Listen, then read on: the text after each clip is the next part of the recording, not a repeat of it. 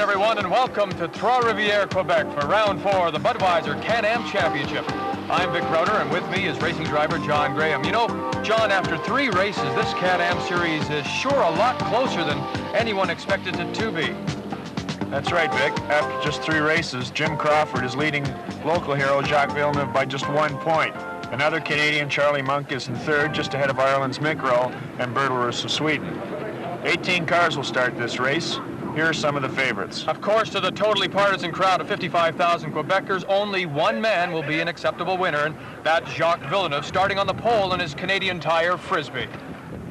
Yes, we had some problem in Lime Rock and Elkhart Lake, a second and a third race. We had the engine problem in Lime Rock, and then we had fuel problem in Elkhart Lake. But coming here, we were down 1 point in the series. I'm still right now until the end of this race. We'll see after the race. But things are looking good. We did another track record. We're on the pole for right now. We've still got 1 session to go, but I think things are looking pretty good. Beside Jacques in the front row, number 26, Mickey Rowe. The interesting thing will be to see who can keep up this pace for the longest. At this stage, my car is easy to drive, and I can warm up at 25, 26s. So I can see the car staying like that, you know, for most part of the race. I think Jack's car might be the same, but again, I don't know. Starting 3rd on the grid, but leading the championship, number 7, Jim Crawford. It's a nice place to be leading. I'm 1 point in the lead, so I think depending on what happens here and how the cars survive from here to go on to next weekend's race, it's going to set the trend, I think, for the end of the season. And Crawford will have one of our cameras on his car during the race, as will this man, number 30, Dr. Charlie Monk of Sarnia. It's a very physical sport. Most people don't understand that. We get out of the car, we're very, very tired indeed. Vic, this Trois-Rivières circuit is laid out on the city streets and through the fairgrounds. Basically, it's a 2-mile series of long straightaways linked by tight hairpins, and nobody knows his way around here better than Jacques Villeneuve. Okay, this is the circuit of Trois-Rivières. Here you have the starting line going to corner 1. This is pretty tricky on braking here because it's a half camber to the left, so it pulls the car towards the wall every time we brake there. So 2nd gear corner. Then we're going to corner 2. We're upgrading in 3rd gear, then downshifting again for 2nd gear. This is a hairpin type corner. It's pretty hard to take because the car has a tendency to push the front end all the time. Then you get to corner 3 and 4. This is not really hard. You just have to pace yourself for corner 3 and 4. It slides a little bit, but it's not much of a problem. Then you get to the stage jump turn. It's pretty hard to turn 5 and 6 because it's a 2nd gear corner again.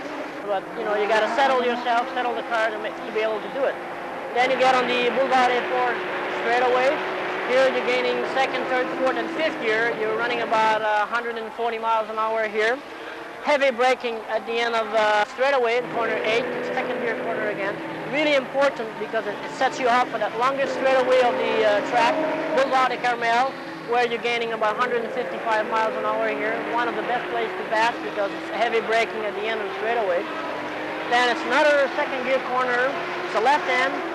Not too much problem there because the corner is straight, no off camber, nothing. It just slides to the wall a little bit. You have to pay attention to it. Another straightaway, the Rue de la Cadane. It's another important straightaway because you're gaining speed. It's a place to pass car, reaching 5th gear again, about 130 miles an hour. Then you get to the Despalier turn. It's really important because it sets you up for the hairpin. It's a 3rd gear corner, about 90 miles an hour, and it's a half camber turn again. It's pretty hard to take. Then you get to the Ryan corner, 2nd gear. It's a hairpin.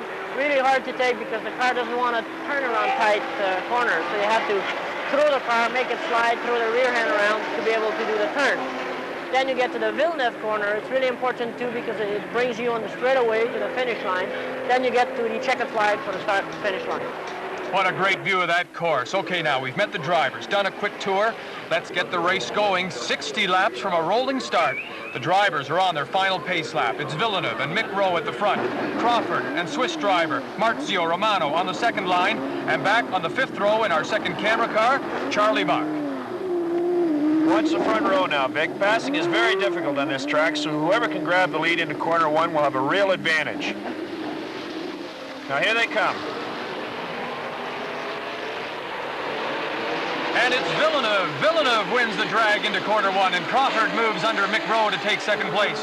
So it's Villeneuve, Crawford, and Rowe into corner 2 at the hairpin. And here's the view from Crawford's second-place machine as we chase Villeneuve around the hairpin and into the S's laid out on the infield of the Hippodrome, where normally sulkies are the fastest vehicles here.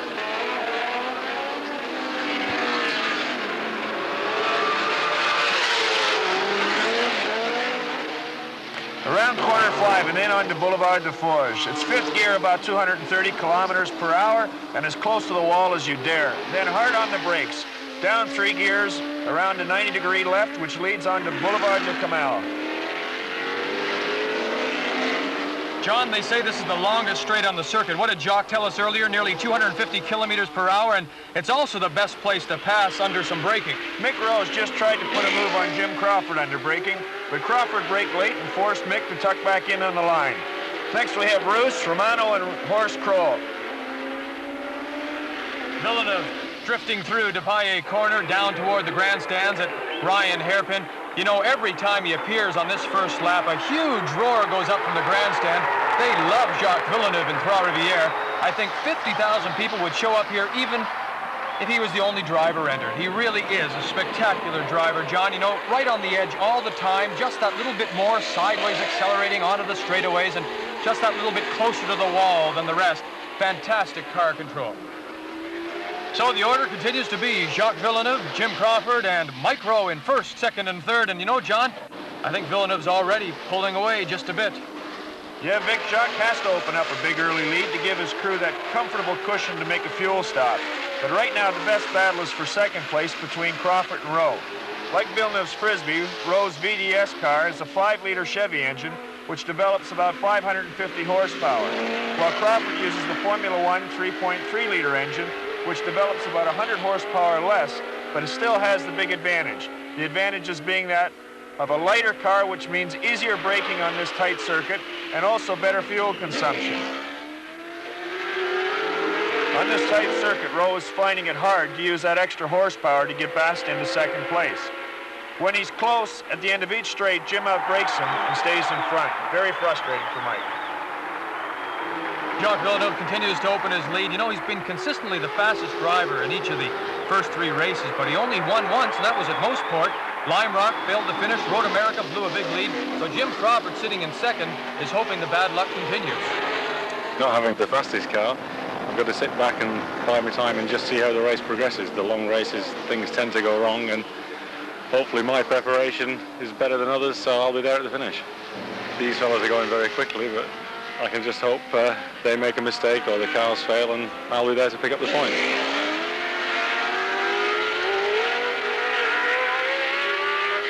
Crawford's biggest worry, though, right at the moment, is right behind him. His mirrors are full of that red VDS being driven by a very impatient Irishman. John asked Mick Rowe about the CanAm series. Well, for one thing, I competed in Europe in 78 and 79 in high-performance cars. But I had an accident then and put me out for a couple of years. And the economy during that time, it's slid so much in Europe that it was very hard for me to get back into racing without having a backer or any form of sponsor, so I decided to come to the United States. I'm in CanAm now because I think it's one of the top road racing series. It is the top road racing series in my mind. It's a fantastic training ground, whether it be kart cars you want to drive in the future or Formula One cars, 550 horsepower. So let's run down the top 5 now after 5 laps. First, it's Jacques Villeneuve. Jim Crawford sits in second. Michael Rowe, the Irishman, is third. Horst Kroll from Scarborough is in fourth. And Marzio Romano of Switzerland is in 5th spot. Vic, it's good to see Horst Kroll running so well. He's competed in more CanAms than any other driver. Also, Romano is doing well in 5th, managing to keep his 2-liter car ahead of the much more powerful 5-liter engines.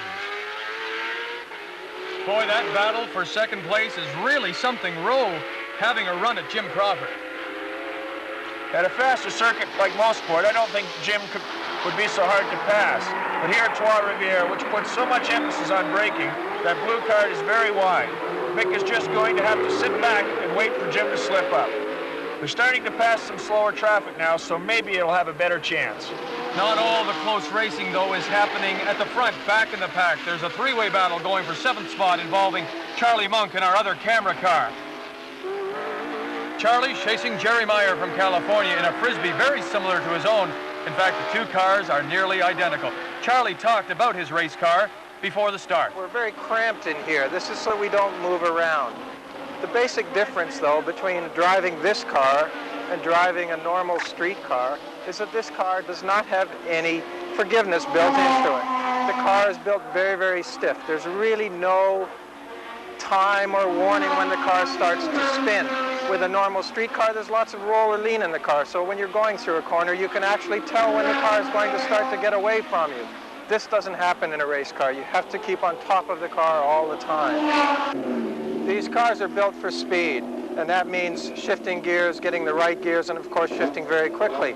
And you'll notice here our gear shift lever, very, very short throw in the lever. This enables us to shift gears very quickly and very precisely. The steering is very direct. We only move the steering this much in the tightest of corners so that there's no power steering or anything to make our job easier. In order to drive one of these race cars, we have to use all the pedals at the same time. So we have to have our foot both on the brake and on the throttle when we're shifting down to be able to get a gear. You'll also notice that my feet have the toes cut out of them. This is because I'm quite a bit bigger than the average race driver, and they rub on the bodywork, so I've had to cut the toes out of my shoes. You know, Jacques Villeneuve is the first Canadian ever to lead a CanAm at this track, and that lead stabilized now to about 3.5 seconds over Jim Crawford and Mike Rowe. Pit stops will be coming up when we come back, so stay with us.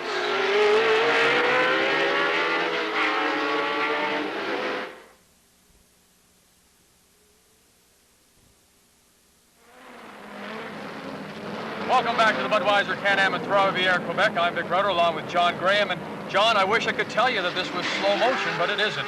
I'm afraid that's as fast as Mick Rowe can go right now. Something must have broken on the car, Vic.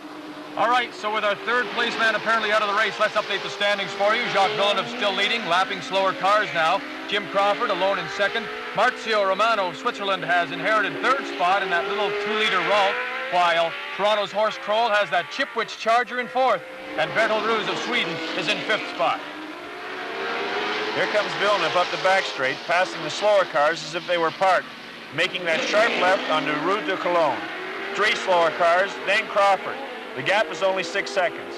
If Jim can stay that close to Jacques, he'll be in good shape to take the lead during the mandatory pit stop.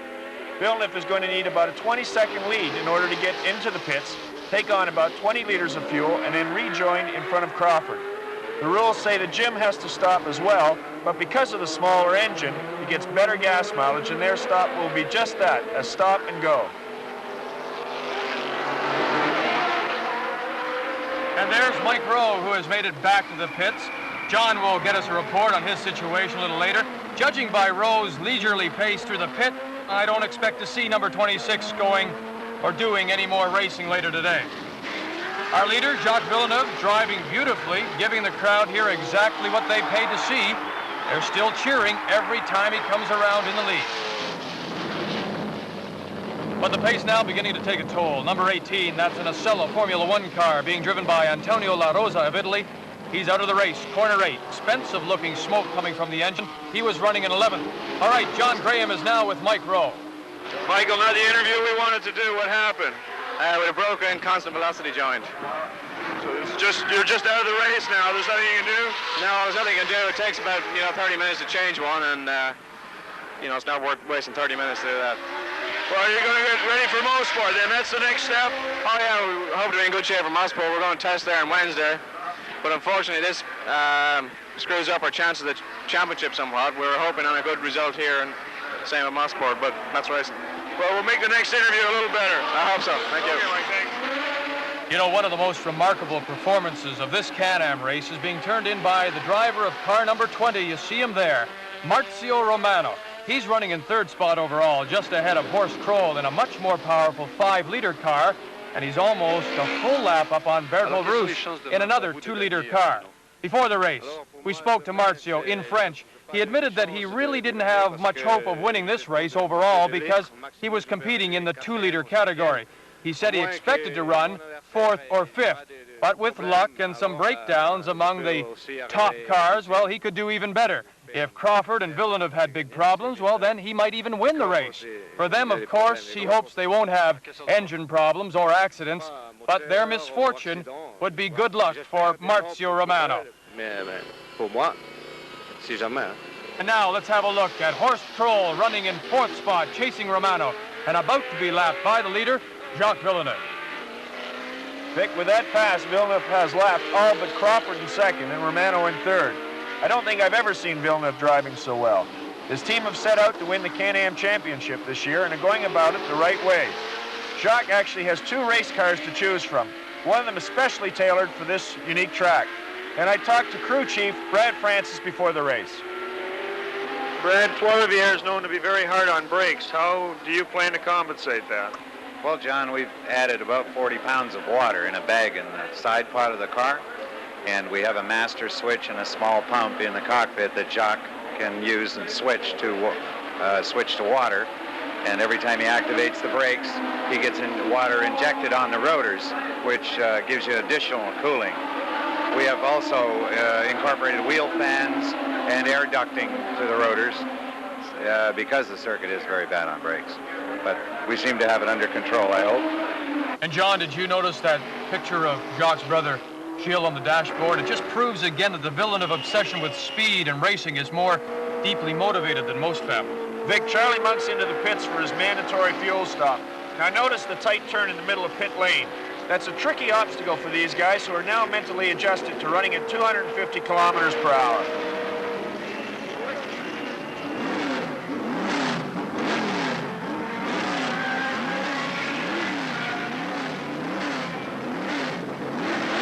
A beautiful stop, Vic. That's the way it should be done. If Canadian Tire can get Jacques in and out that fast, he'll have a good chance at holding the lead. Second place man Jim Crawford on Boulevard des Forges. Now it's his turn to go 1 lap up on Horst Kroll, who is in 4th. With all these pit stops, tactics now loom. Jim Crawford. Having a 3 litre car, we can run the whole distance on a tank full, so the compulsory stop for us is just a come in, touch the fuel filler, maybe put a pint of fuel in, and then go straight out again. That's why we picked our pit in what is obviously not the ideal spot, but with there being a 90-degree corner in the middle of the pit road, we're stopping just before it. So we can stop, go around the corner, and then accelerate out onto the track and hopefully gain maybe 1 or 2 seconds on everybody else's pit stop there. Plus the fact it's the only place that you can see a pit signal board as you're stopping to go around the right-hand corner. Crawford's team manager, Bob Fernley, looks nervously at his stopwatch. If his driver could stay within 14 seconds of Villeneuve, Crawford would be certain of taking the lead when Villeneuve came in for a pit stop. Right now, though, the margin is 16 seconds, and the British team's strategy is looking a little shaky. Bobby, do you feel you can make a time up in the pit stop?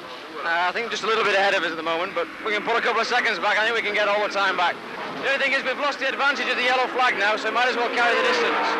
Obviously, Fernley had been hoping for some kind of incident early in the race, which would have brought out the yellow flag and the pace car. You see, in that situation, Crawford could have made his stop-and-go pit stop very early without losing any ground to Villeneuve. This race has been accident-free, however, and the rules say Crawford still has to stop. John Graham is with Brad Francis. What are you going to do? You tell Jacques to keep pushing or relax? No, he's okay. He's 16 seconds at this time, John.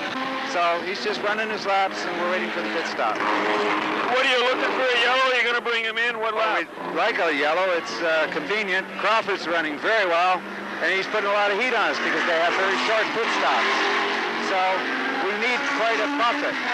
We're probably around 8 seconds, 9 seconds. They can be 2-3 seconds, their pit stops. So we need a little bit of an edge. And Villeneuve's crew is suited up for the refueling. John, he should be coming in on this lap.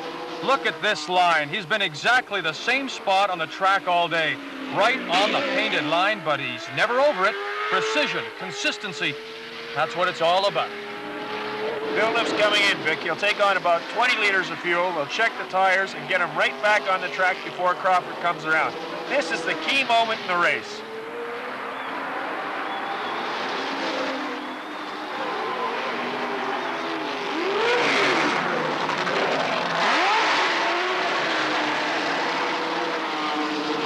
And here comes Crawford. He knows Villeneuve is in the pits.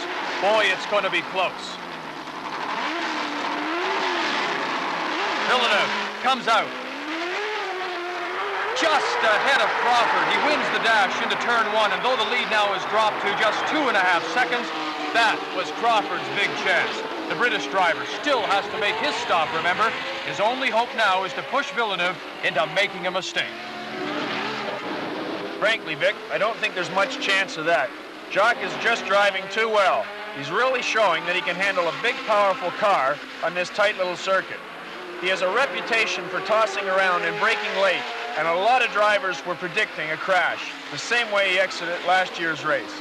They didn't expect his wild style to adjust to having 550 horsepower under his foot, but at Trois-Rivières, he's driven flawlessly.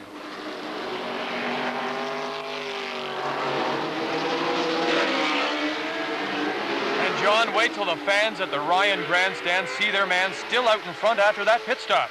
They haven't stopped cheering all day long. You know, the local media and the Quebec fans were saying all week that the only way Villeneuve could lose at Trois-Rivières was if he overslept. Partly because of his name and partly because he's a Quebecer, they have put an awful lot of pressure on Jacques Villeneuve, but he has responded perfectly with the drive of his life. Meanwhile, back in second place, Crawford's not going to concede anything yet. That's Villeneuve just up ahead. If he can push Jacques, there's still time for something to go wrong. Anything can happen, Vic.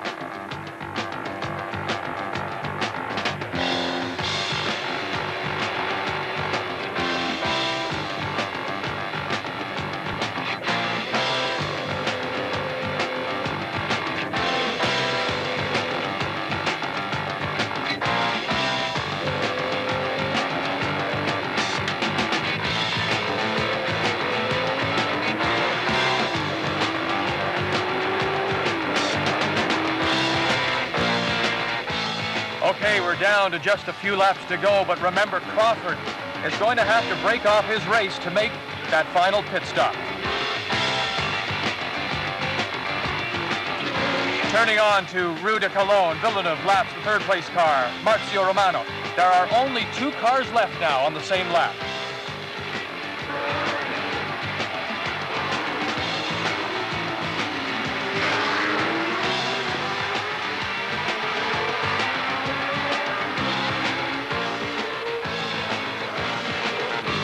And here comes Crawford into the pits.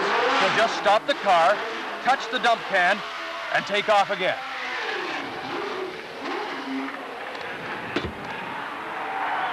Jimmy's hit the wall. He's still going, but on exiting the pits, he accelerated around that crazy kink in the middle of the pit lane and smacked up against the yellow wall. I don't think Jim Crawford's going as quickly as he was a moment ago. Look how he's staying further out from the wall on the exit from turn 1. So now the pressure shifts to number 20, Romano, who is in third. He is just ahead of Crawford on the track, but in the standings, he is almost 2 laps down. With Crawford limping to the finish, Romano has a shot at second place. So, John, Crawford definitely has slowed down. So he's damaged the left front corner in that accident, and he should come into the pits on the next lap. In the meantime, Romano keeps charging. Crawford having all kinds of trouble getting around the corner. Is it a tire, maybe the suspension, John? It's definitely got to be a tire front suspension problem when he hit the wall that hard, Vic. One of the big points to note, though, is that if Romano passes Crawford, he will not only drop a place in the race, but he could drop a place in the point standings against Villeneuve. Okay, Crawford comes into the pits. Let's have a look at some of the work his crew does. Vic, they've got a problem right there. They can't get into their own pits situation because of a slower car going out. Now it's got to be chaotic for them. So they immediately go after that front left tire. Is that the problem? Yeah, it looks like maybe more than the front left tire. They may have damaged the suspension setup on the front, and Jimmy's just got to really baby the car home now. It's got to be frustrating, John, for the Crawford team after all the planning. They wanted that yellow flag early. They didn't get it. Now they touched the pit wall. So really, I think their racing day is all but over. Yeah, the only yellow flag they created really was their own. And going against the Villeneuve team and the Canadian Tire team, it really has to be. And it's obvious Crawford's not going as fast. And in the background, there he is, Jacques Villeneuve, moving up and moving up quite fast.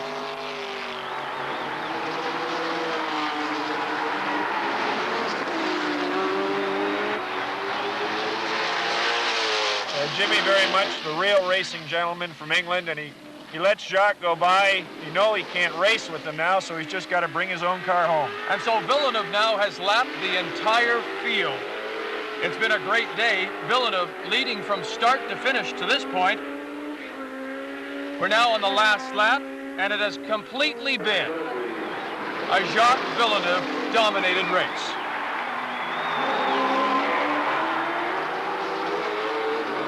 And now in his rearview mirrors, Jim Crawford can see the Swiss driver, Marzio Romano.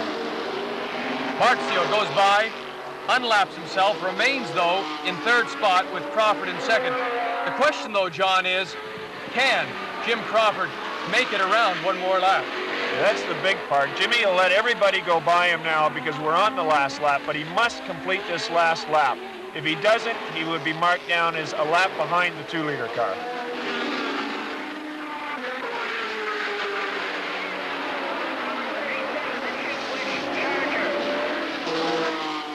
And there's your leader, Jacques Villeneuve.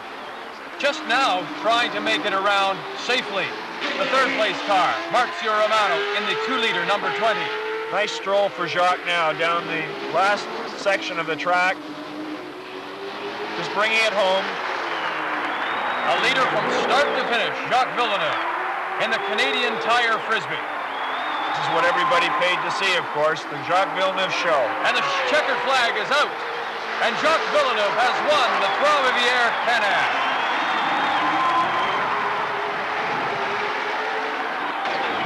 Jacques' wife has to be happy, as so is his mom and dad.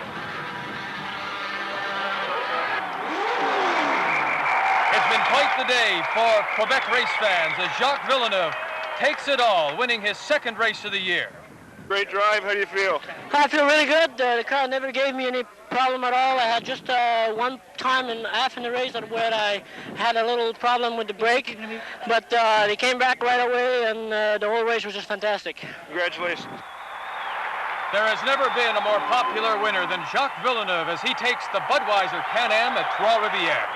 Second goes to Jim Crawford. Third to Marzio Romano of Switzerland.